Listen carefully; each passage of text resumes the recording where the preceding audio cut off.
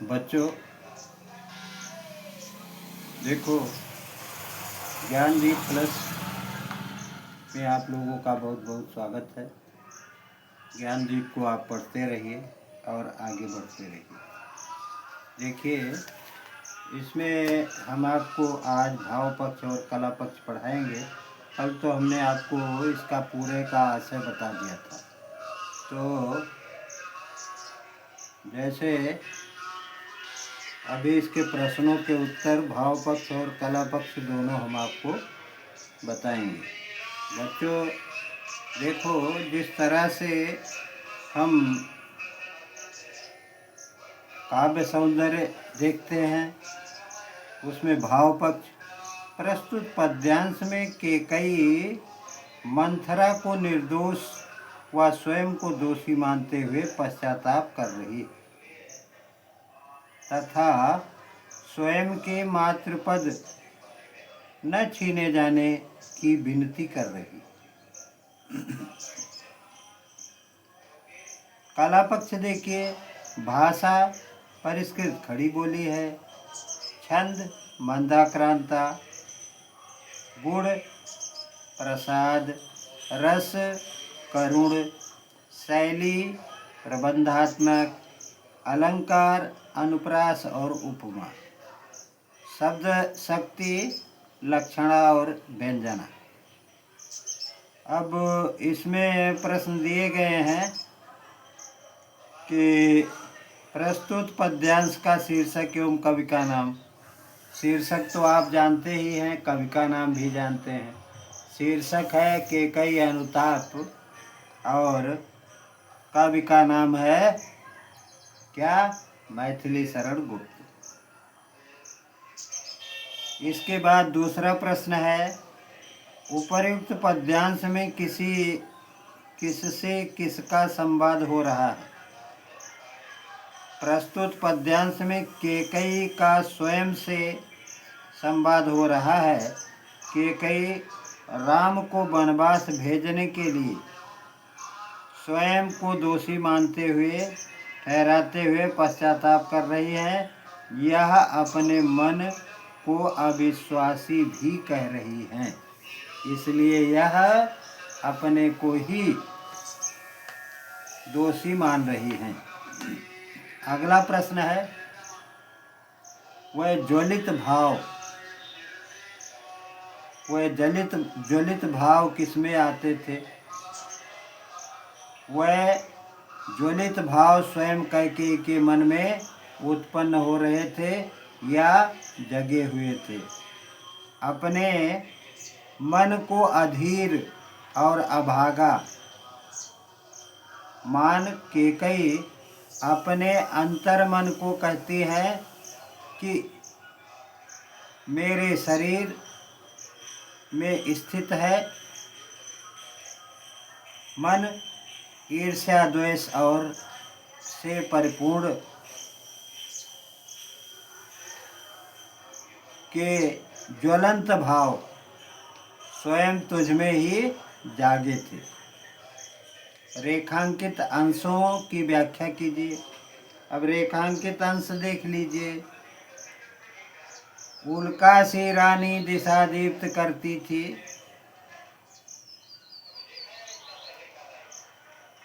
सबने भय विस्मय और खेद भरती थी। सब में भय विस्मय और खेद भरती थी। क्या कर सकती थी मरी मंथरा दासी, मेरा ही मन रह न सका निज विश्वासी। कहते हैं, इसका आशय देखिए, जिस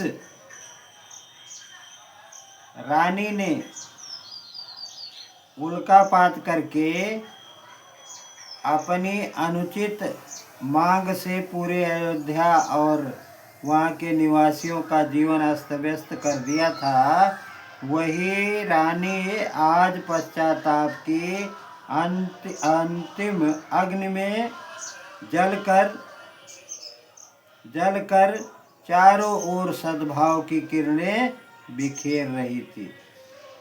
उसने अपने अनुताप से प्रभावित से उपस्थित जन समुदाय में भय, विस्मय और खेद के भाव प्रकट कर दिए थे और मंथरा को निर्दोष साबित करते हुए कहते हैं कि मंथरा तो एक साधारण सी दासी है, वह भला मेरे मन को कैसे बदल सकती। सब तो यह है, सच तो यह है कि स्वयं मेरा मन ही अविश्वासी हो गया था। दूसरी दो लाइनें अंडरलाइन जो की गई हैं, कुछ मूल्य नहीं वात्सल्य मात्र का तेरा, क्या तेरा, पर आज अन्य सा हुआ वत्स भी मेरा। अब इसका आशय देखिए, क्या मेरे मन के वात्सल्य भाव अर्थात पुत्र स्नेह का कुछ भी मूल्य नहीं, किंतु हाय आज स्वयं मेरा पुत्र भी मुझसे पराये की तरह व्यवहार कर रहा है या करता है।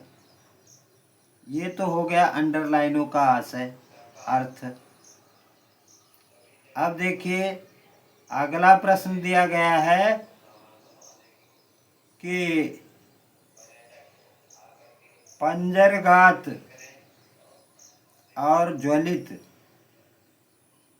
शब्दों के अर्थ लिखिए।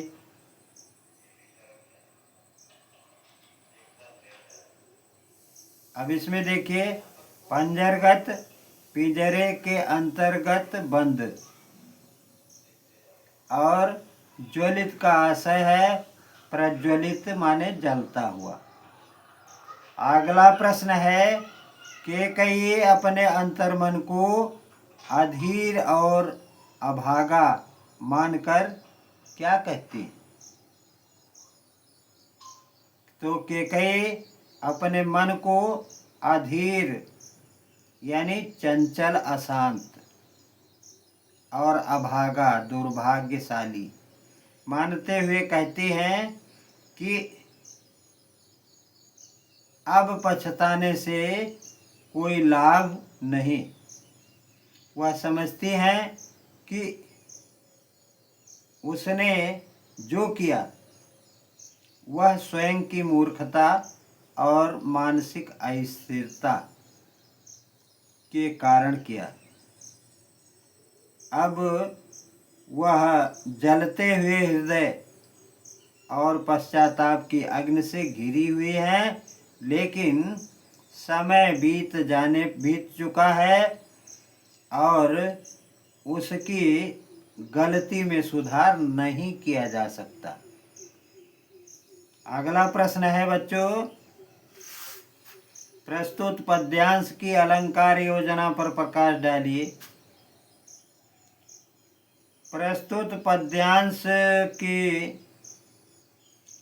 पर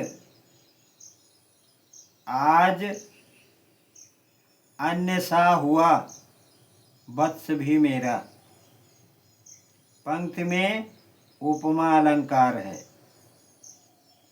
और जल पंजरगत अब अरे अधीर अभागे पंक्ति में अनुप्रास अलंकार में अनुप्रास अलंकार है।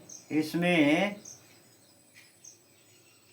आप समझिए आवृत्ति की बार बार आवृत्ति हुई है, आवरण की बार बार आवृत्ति हुई है। बच्चों बस आज इतना ही। अगले दिन आपको अगली पंक्तियाँ पढ़ाएंगे, तब तक आप लोग इसे पढ़ते रहिए। धन्यवाद।